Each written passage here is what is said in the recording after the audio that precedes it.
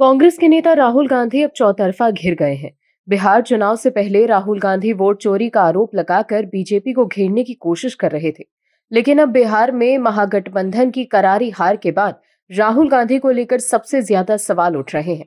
Party के नेता भी अब इस्तीफा देकर राहुल गांधी की नीतियों पर सवाल उठा रहे हैं और राहुल गांधी के आरोपों की हवा निकाल रहे हैं। बिहार में महागठबंधन की हार के बाद तेजस्वी यादव जहां अपने परिवार के लोगों के निशाने पर हैं, तो वहीं दूसरी ओर राहुल गांधी की रणनीति भी आलोचना हो रही है। जम्मू कश्मीर की डीपीएपी के नेता और प्रवक्ता ने राहुल गांधी पर बड़ा हमला बोला है। निजामी ने कहा है कि आप यानी राहुल गांधी एक शायर को अपना स्टार प्रचारक बनाते हैं और उम्मीद करते हैं कि वो आपको वोट दिलाएगा। इमरान प्रतापगढ़ी का बैकग्राउंड क्या है? वो कुछ भी नहीं था। आप गुलाम नबी आजाद और सलमान खुर्शीद जैसे नेताओं को दरकिनार कर रहे हैं। निजामी का कहना है कि उस शायर को राज्यसभा भेजकर और अल्पसंख्यक मोर्चे का अध्यक्ष बनाकर बढ़ावा दिया जा रहा है। आप शादी.com के मैनेजर को अपनी पार्टी का महासचिव बना रहे हैं। क्या आप अपना दिमाग नहीं लगा सकते? आप प्रधानमंत्री कैसे बनेंगे? निजाजी ने अपने बयान में यह भी कहा कि बिहार के मुसलमानों ने एआईएमआईएम का समर्थन किया। मुसलमान दरी बिछाने का काम नहीं करेगा। अब भारत के मुसलमान जाग गए हैं। कांग्रेस ने मुसलमान का इस्तेमाल किया। जब मुसलमानों की बात आएगी तो राहुल गांधी खामोश रहेंगे। आप नाकाम रहे हैं। आपकी रणनीति नाकाम रही है। वहीं कांग्रेस के नेता ने भी खुलासा कर बम फोड़ दिया है। क्या है पूरी खबर, बताते हैं आपको इस रिपोर्ट में। बिहार में करारी हार के बाद जयराम रमेश, पवन खेड़ा और सुप्रिया श्रीनेत जैसे कांग्रेस के नेता वोट चोरी का आरोप लगाकर राहुल गांधी को बचाने की कोशिश कर रहे हैं, ताकि हार के लिए लोग राहुल गांधी पर निशाना न साधें।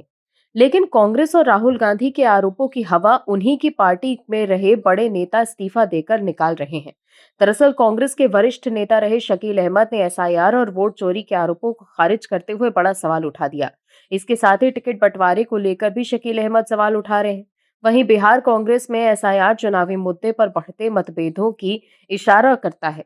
वरिष्ठ नेता शकील अहमद ने विशेष गहन पुनरीक्षण यानी एसआईआर के राहुल गांधी के विरोध को पूरी तरह से खारिज कर दिया है।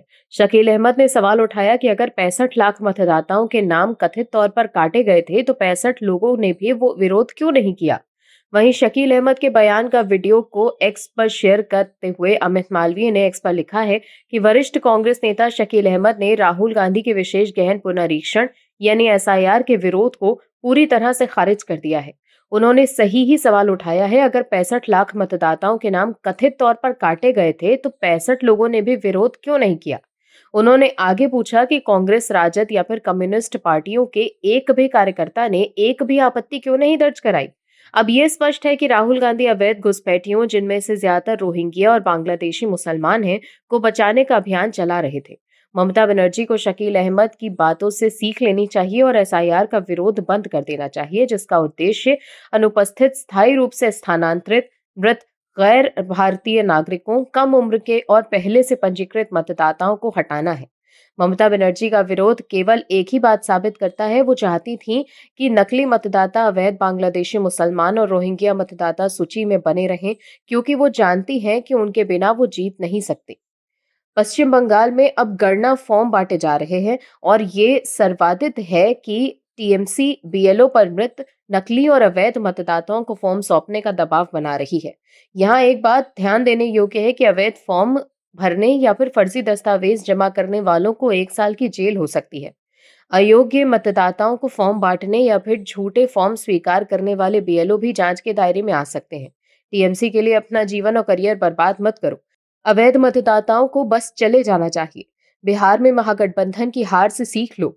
ममता बनर्जी तुम्हें नहीं बचा पाएगी। इसके अलावा गांधी परिवार के करीबी रहे अहमद पटेल की बेटी मुमताज पटेल ने भी एक्स पर पोस्ट कर कांग्रेस को आईना दिखाने का काम किया था। इसके अलावा भी कांग्रेस के कई नेताओं ने हार के बाद कांग्रेस लीडरशिप पर निशाना साधा है। Bureau report, MH news. आप दर्शकों से विनम्र निवेदन है कि चैनल को सब्सक्राइब जरूर करें